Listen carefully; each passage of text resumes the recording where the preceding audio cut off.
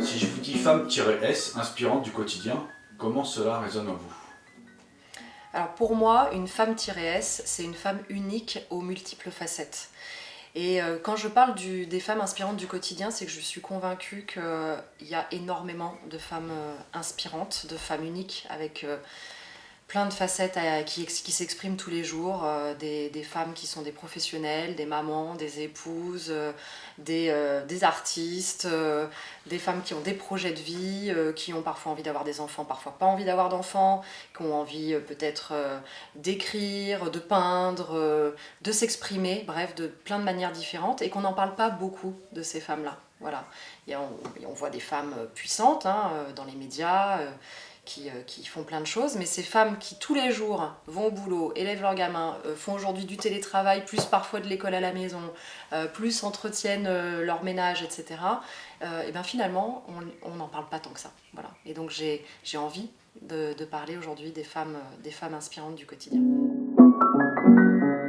je parle des femmes au pluriel pour évoquer chacune, unique aux multiples facettes. Que pensez-vous de cette proposition et que cela signifie pour vous de déployer toutes vos facettes? Quelles sont vos différentes facettes à vous? Et comment cela a été possible ou est possible pour vous dans votre quotidien? Alors pour moi, exprimer mes différentes facettes, ça s'est posé assez tôt dans mon parcours. Quand je suis sortie de mes études de psychologie, donc je suis psychologue, s'est présentée à moi l'opportunité d'aller travailler dans un grand groupe sur un poste de chef de projet dans le domaine des ressources humaines, et puis la possibilité également de faire une thèse de doctorat.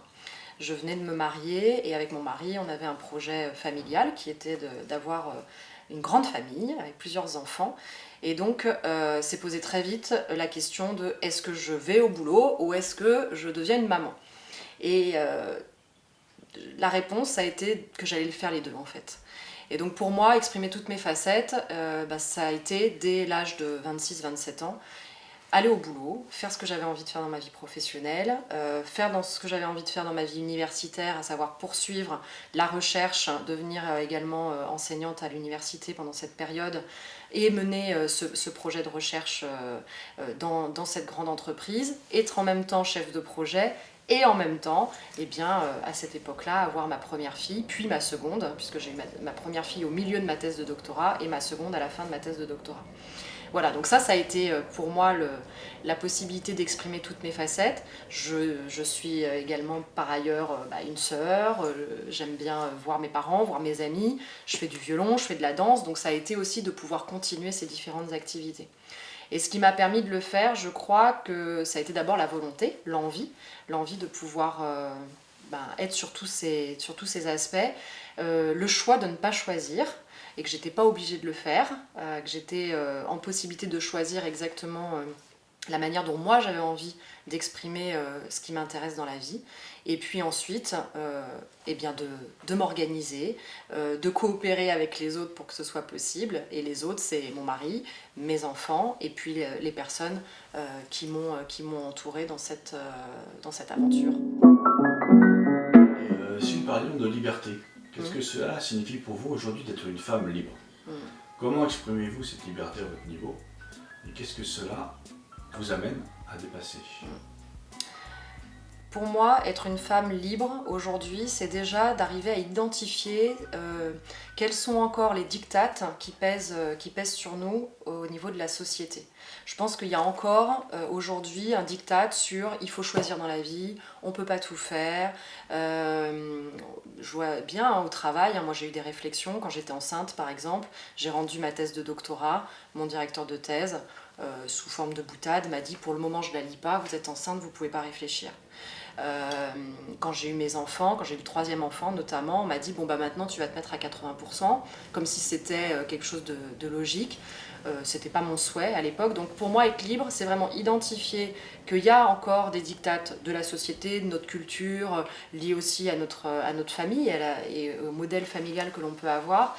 Et c'est peu à peu en fait de s'en libérer au sens où on va choisir, décider ce qui va être ses propres références pour soi-même. Donc pour moi la liberté c'est pas je fais ce que je veux quand je veux, c'est simplement quand est-ce qu'il y a quelque chose qui vient d'ailleurs et qui m'empêche, qui me bloque, et de peu à peu défaire ces chaînes, défaire ces rouages pour pouvoir finalement se mettre soi-même dans son existence. Quelle est votre vision de la manière dont le contexte de crise actuel va influencer la vie des femmes, de la vôtre, mais aussi des femmes en général? Les crises ont toujours influencé la vie des femmes et leur émancipation. Si je prends des événements récents, on ne va pas aller très très loin, on va aller dans les années 90, et Elisabeth Badinter explique très bien ça dans son livre « Le conflit, la femme et la mère ». Dans les années 90, quand le chômage de masse s'installe et que la crise économique est là, il y a une décision politique qui est prise, qui est de proposer une allocation aux femmes qui resteront chez elles pendant 3 ans pour élever leurs enfants, ce qu'on appelle le congé parental. Donc sous couvert de cette idée, les femmes ont été renvoyées chez elles en leur expliquant que c'était un travail payé un demi-SMIC. Donc c'est ça qui s'installe encore aujourd'hui dans notre société, et donc compte tenu de la crise actuelle, qui est une crise multifactorielle, on va avoir une crise qui a commencé par une crise sanitaire, économique, culturelle, qui est aussi une crise familiale. Aujourd'hui, les femmes peuvent avoir un risque de se protéger, de se sécuriser, d'être obligées aussi de prendre des nouvelles casquettes, comme l'école à la maison par exemple. Et quand on prend ces casquettes-là, on n'est plus sur le terrain de l'extérieur, on n'est plus sur le terrain de faire sa place au sein de son travail. Et donc comme les femmes sont déjà en retard par rapport aux hommes dans l'évolution salariale et professionnelle, si elles font le choix de faire plus l'école à la maison que leur télétravail, évidemment en termes de promotion professionnelle ça va avoir un impact. Donc je pense qu'actuellement c'est un risque pour les femmes de perdre de vue leur prise de place dans la société. Et simplement, c'est aussi une opportunité, justement, de dire que non, on a envie de prendre toute la place et toute notre juste place, en fait, à la fois dans notre famille, dans la société, dans les organisations. Et donc, c'est aussi une opportunité de reparler de tous ces sujets-là. Et je crois que d'ailleurs, on parle beaucoup des femmes en ce moment parce que les femmes ont envie de pouvoir prendre la juste place qui est la leur. Il faut savoir qu'en France, 48% des femmes sont dotées d'un diplôme supérieur, c'est 38% pour les hommes, donc déjà à niveau égal, c'est intéressant de connaître cette statistique, et 17% sont présentes dans les comités de direction et exécutifs des organisations. Donc il y a encore du chemin à faire.